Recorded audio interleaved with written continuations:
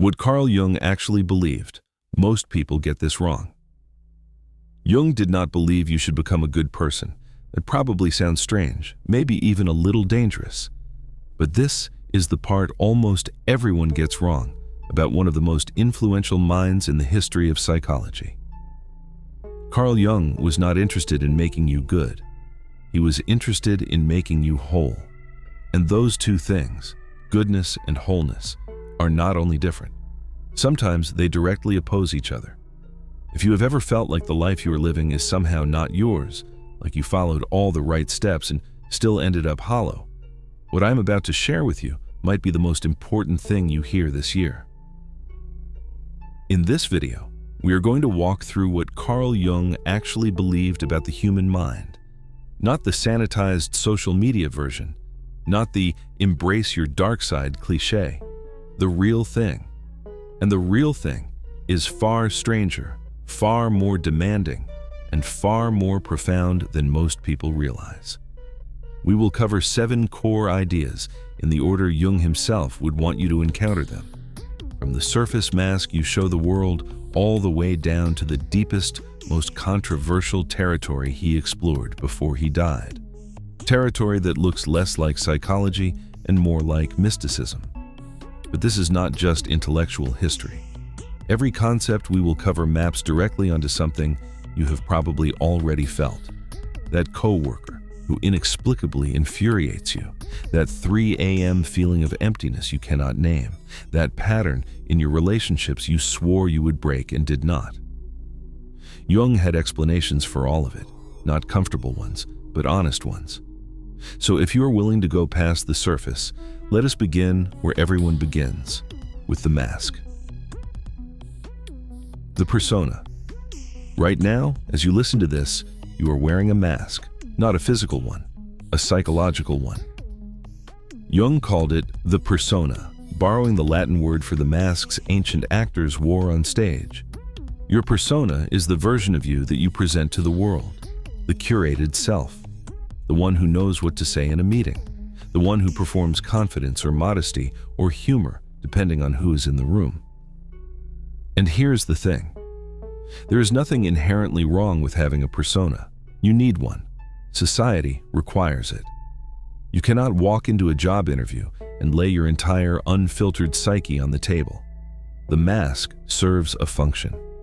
The problem begins when you forget you are wearing it, when the role you play becomes the person you believe you are, when the mask fuses to the face. Jung saw this constantly.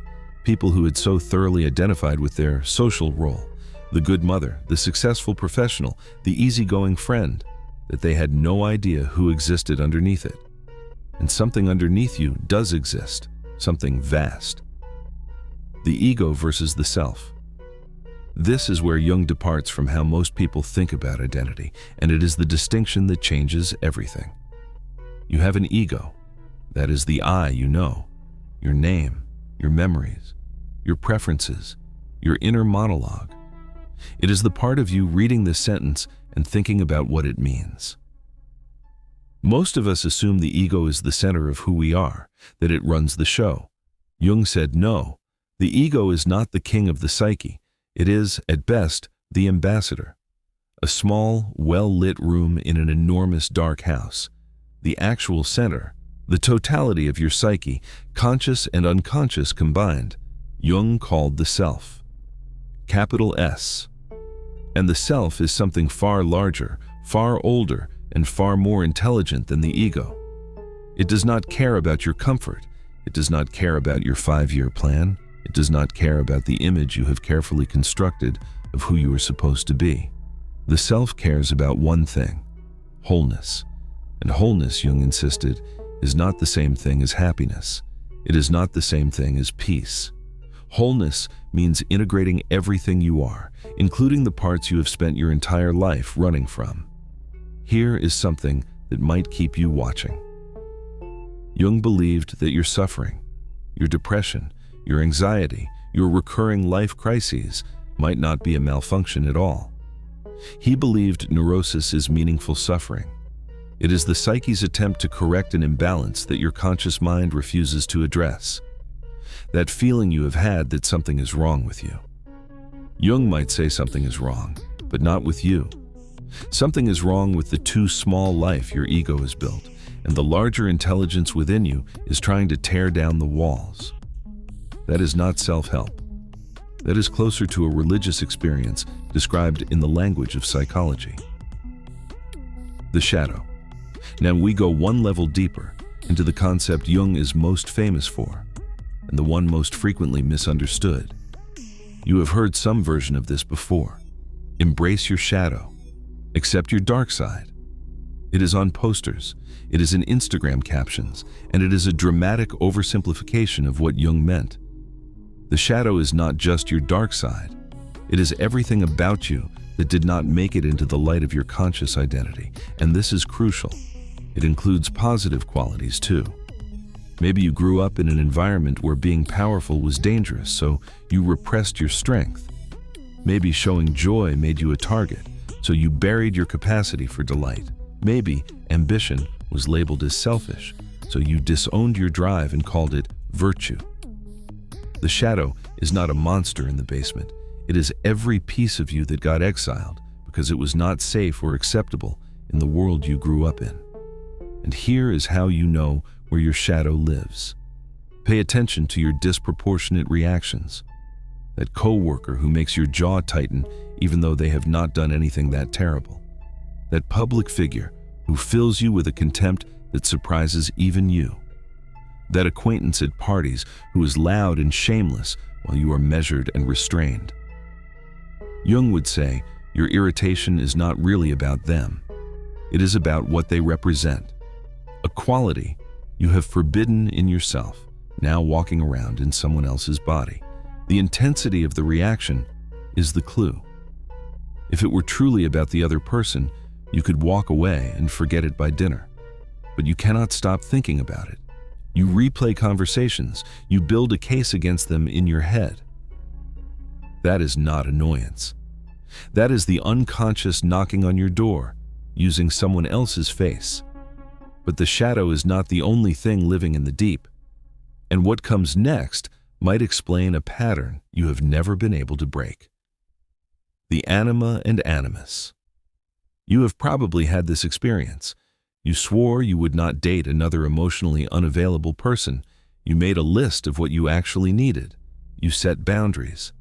And then, 6 months later, you are in the exact same dynamic. Different face, same feeling, same ending. Jung had a name for what is happening. He called it the anima in men, the unconscious feminine image, and the animus in women, the unconscious masculine image. Today, we might understand these more broadly as the contrasexual or complementary energy living within every person, regardless of gender. It is the unlived counterpart to your conscious identity. And here is what makes this concept so powerful. When you fall in love, especially that intense, consuming, almost irrational kind of love, Jung would say, you are not falling in love with a real person. You are falling in love with a psychic image that the other person temporarily fits into. You are projecting your own unintegrated inner life onto another human being, and then calling it romance. That is why the pattern does not break by choosing better. It breaks by withdrawing the projection.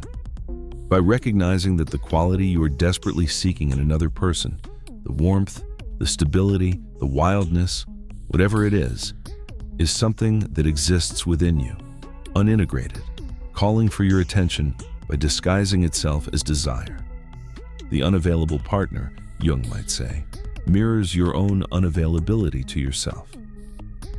The collective unconscious and archetypes. Now we arrive at the idea that separates Jung from every other psychologist who ever lived. And honestly, it is the idea that made the scientific establishment deeply uncomfortable with him. Jung believed that beneath your personal unconscious, beneath your individual memories and repressed experiences, there exists a layer of psyche that is not yours alone. He called it the collective unconscious. It is not made of personal memories. It is made of inherited patterns, deep structural templates of human experience that every person on Earth shares, regardless of culture, era, or upbringing. He called these patterns archetypes: the hero, the mother, the trickster, the wise old man, the child, the shadow itself. These are not metaphors. Jung insisted they are living psychic structures that shape your behavior, your dreams, your emotional responses from far below the level of conscious awareness. Think about it this way. Why do stories from cultures that had no contact with each other share the same basic structures? Why does the hero's journey appear in ancient Greece, feudal Japan, indigenous Australian Dreamtime narratives, and modern Hollywood blockbusters? Jung would say it is because the archetype exists prior to any individual mind. You did not learn these patterns. You were born carrying them. And this is where Jung's vision of psychology becomes something else entirely, something that might change how you see the rest of your life. Individuation. If there is a single word at the center of everything Jung ever wrote, it is this one: individuation. And it does not mean what the self-help world has turned it into. Individuation is not self-improvement. It is not becoming a better version of yourself. It is not optimizing your habits or healing your inner child so you can finally be happy.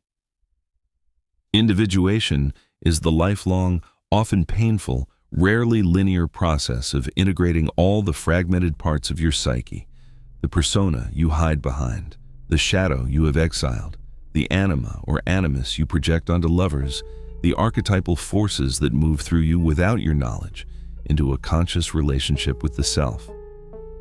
Jung considered this the most important work a human being could undertake: not career, not family, not legacy.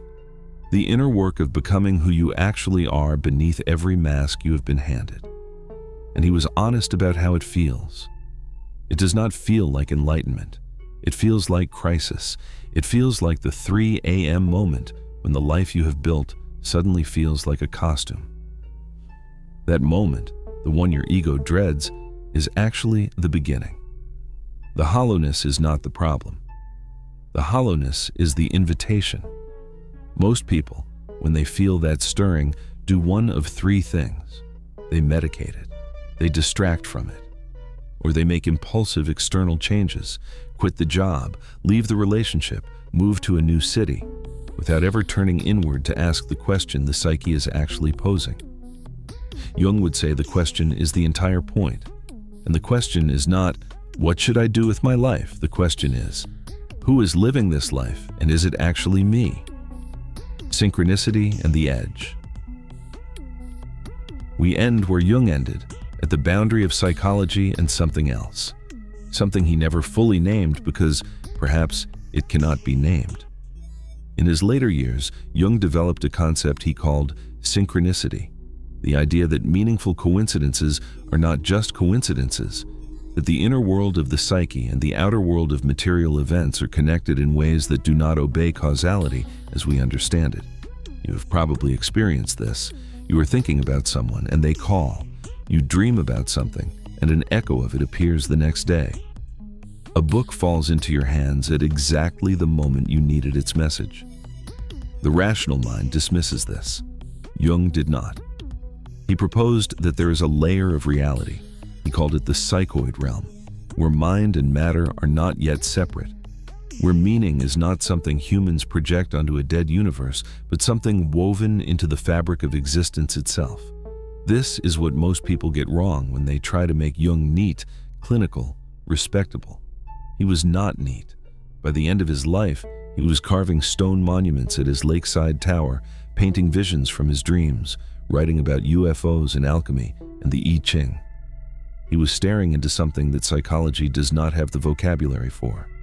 He was a scientist who followed his data past the edge of science, and he did not flinch.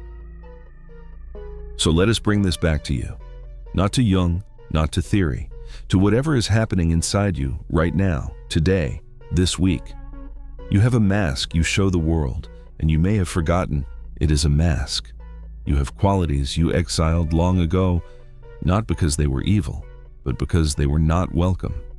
And they have been living in your shadow ever since, showing up as judgment, as attraction, as patterns you cannot break.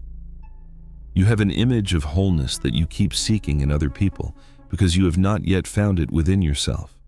And beneath all of that, beneath the ego you call me, there is something larger, something patient, something that has been sending you messages for years in a language you were never taught to read. Through your dreams, through your symptoms, through the moments of inexplicable meaning that your rational mind waves away. Jung spent his entire life trying to listen to that voice. He did not claim to have all the answers, but he